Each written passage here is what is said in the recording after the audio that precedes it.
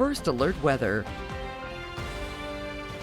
So it has been another windy day today. Still pretty warm too. 88 degrees right now in Idaho Falls. Those winds 15 miles an hour. But here's what we're looking at. Temperatures, so they're generally near average. We're going to be seeing a few breezy days, small storm chances, and then of course, as we've talked about, we're keeping an eye on fire danger. But radar showing a couple stray showers just north of the state line in Montana. We got a little bit too in western Wyoming.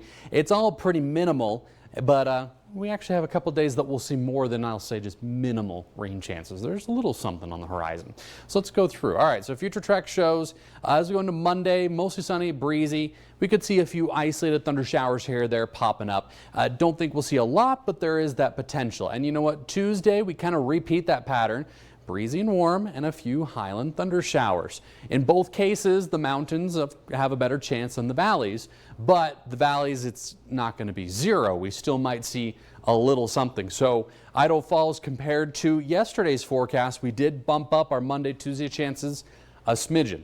Now, again, 20%, I don't count so outdoor plans for a 20% chance, because really that is the case that we'll see a few storms, but a majority of you won't. What you'll do is you'll walk out on your front porch and you'll probably see something on the horizon, or, you know, maybe Idaho Falls stays dry, but Shelley sees something, you know, just something like that.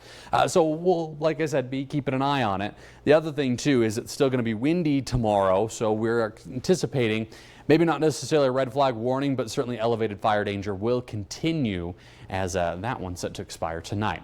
So looking at future track for those wind speeds, here is tomorrow. Yeah, those greens indicating those winds over that 20-mile-an-hour mark. So it is going to be a little breezy, a little blustery. Tuesday, a little less so. It's still going to be noticeable in some spots, but not quite as widespread. So that is the good news. And in general, after Tuesday, those winds actually do back off even a tad more. So a couple good things in the forecast for you. All right, let's talk temperatures. Tonight, 50s will be pretty common, and then tomorrow, 80s in the southeast highlands and the valleys will be nudging right around 90. You got 90 for McCammon, 88 St. Anthony and Rexburg, and DuBois, Swan Valley for that matter, 86 Ashton. Double eights for Salmon and Chalice. Mackey 82. Arco makes it to 84. Finally, we got overnight lows in the 50s and low 60s. So starting to get a little bit on the mild side for Pocatello. 65 for a low. And then they do make it to 93 tomorrow. That is the warmest in our forecast as far as our cities go. Here's that Jackson forecast for you. So tomorrow and Tuesday, little chances for an afternoon shower or two. And then the rest of the forecast is trending on the dry side, with not a lot of action expected. Salmon, kind of a similar setup, 80s, and then those 90s do come back. And that is one thing. Temperatures overall are not super far away from average over the next couple days, but we do see a bit of a trend towards slightly above average by next weekend. In fact, Pocatello goes from low 90s to mid 90s by next Sunday, Monday.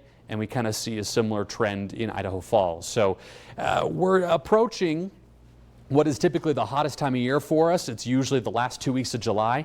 And it's not looking too bad, but, you know, we still got a bit more summer to go first. Max.